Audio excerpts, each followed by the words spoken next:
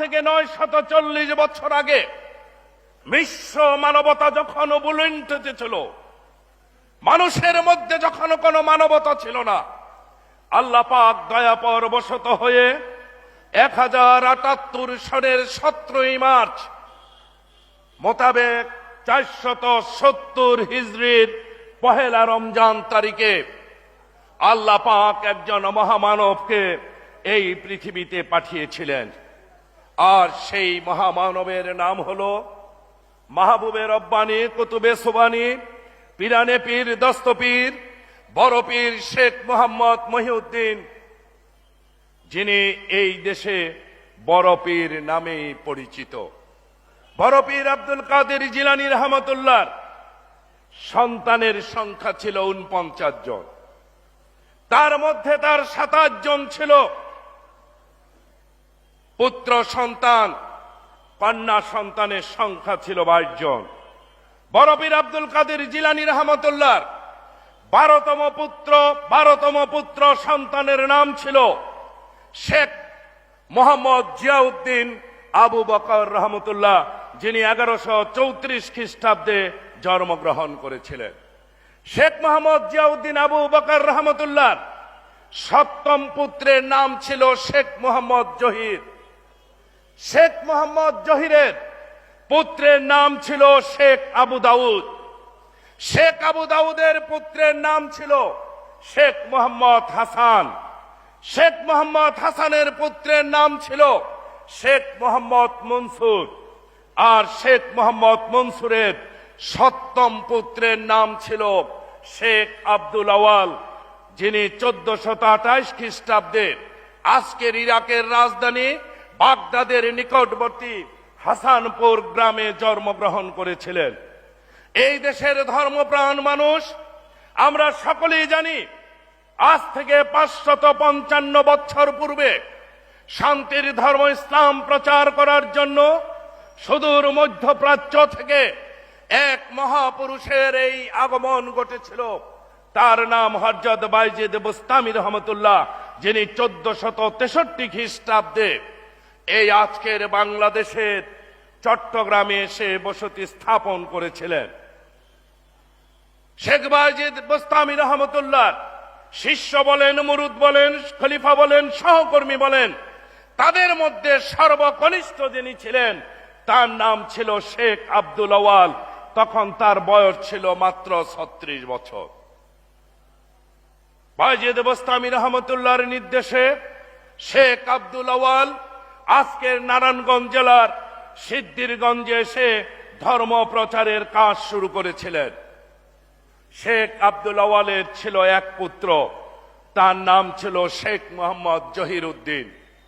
শেখ মোহাম্মদ জহির উদ্দিনের ছিল 3 পুত্র। তার জ্যেষ্ঠ পুত্রের নাম ছিল শেখ জান মোহাম্মদ ওরফে তেকরি শেখ, তিনি তেকরি শেখ নামে পরিচিত ছিলেন।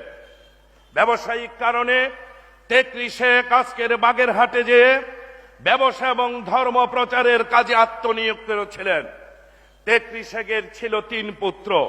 তার মধ্যম পুত্রের নাম ছিল শেখ মোহাম্মদ বোরহান উদ্দিন। শেখ মোহাম্মদ বোরহান উদ্দিন আজকের গোপালগঞ্জ জেলার ডিমলায় যে বসবাস করা শুরু করেছিলেন, তিনি অত্যন্ত ধার্মিক সৎ লোক ছিলেন। তাই আজকের টঙ্গিপাড়ার বিখ্যাত কাজী পরিবারে তিনি বিবাহ বন্ধনে আবদ্ধ হয়েছিলেন। শেখ মোহাম্মদ বোরহান উদ্দিনের ছিল 3 পুত্র। তার মধ্যম পুত্রের নাম ছিল শেখ মোহাম্মদ আকরাম। শেখ মোহাম্মদ আকরামের ছিল 1 পুত্র, তার নাম ছিল শেখ আব্দুল হামিদ। শেখ আব্দুল হামিদের ছিল 1 পুত্র, তার নাম ছিল শেখ লুৎফর রহমান। আমার ভাইয়েরা, বন্ধুরা, মহান সৃষ্টিকর্তা আল্লাহ পাকের কি অপার মহিমা! 1078 সনের 17 মার্চ তারিখে বড় পীর আব্দুল কাদের জিলানী রহমতুল্লাহকে তিনি পৃথিবীতে পাঠিয়েছিলেন। আর গুনে গুনে 842 বছর পরে 1920 সনের সেই 17 মার্চ তারিখে শেখ লুৎফর রহমানের ঔরসে সারা খাতুনের গর্বে আরেক শিশুকে আল্লাহ পাক পাঠিয়েছিলেন, যিনি 24টি বছর পাকিস্তানের স্বৈর শাসনের বিরুদ্ধে আন্দোলন করেছেন, বারবার যিনি কারাগারে গিয়েছেন, 2 বার ফাঁসির কাস্টে গিয়েছেন। বাংলাদেশের মানুষ সংগ্রাম করে রক্ত দিয়ে 69-এ যাকে জেলখানা থেকে মুক্ত করে বঙ্গবন্ধু উপাধিতে ভূষিত করেছিলেন। আর 1971 সালের 7 মার্চ তারিখে ঐতিহাসিক সোহরাওয়ার্দী উদ্যানে জানিয়ে বলিষ্ঠ কণ্ঠে যিনি ঘোষণা দিয়েছিলেন, এবারে সংগ্রাম আমাদের মুক্তির সংগ্রাম, এবারে সংগ্রাম স্বাধীনতার সংগ্রাম, যার নেতৃত্বে আজকে ফারুক ভাই সহ বীর মুক্তিযোদ্ধারা রয়েছে। 1971 সালের 25 মার্চ দিনগত রাত্রি 12টা 1 মিনিট থেকে 3 মিনিটে যিনি বাংলার স্বাধীনতা ঘোষণা করেছিলেন, যার আহ্বানে সাড়া দিয়ে এই বীর মুক্তিযোদ্ধারা মুক্তিযুদ্ধে অংশগ্রহণ করেছিল। আমারও সৌভাগ্য হয়েছিল মুক্তিযোদ্ধা হিসাবে মুক্তিযুদ্ধে অংশগ্রহণ করা।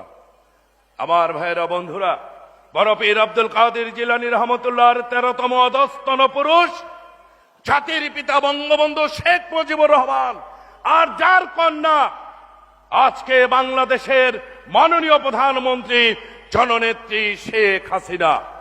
আজকে যারা ইসলামকে নিয়ে কথা বলেন, কথায় কথায় মিথ্যা বলিয়া উড়ান, আমি তাদের উদ্দেশ্যে বলতে চাই, সত্যকে কোনোদিন মিথ্যা দিয়ে ডাকা যায় না।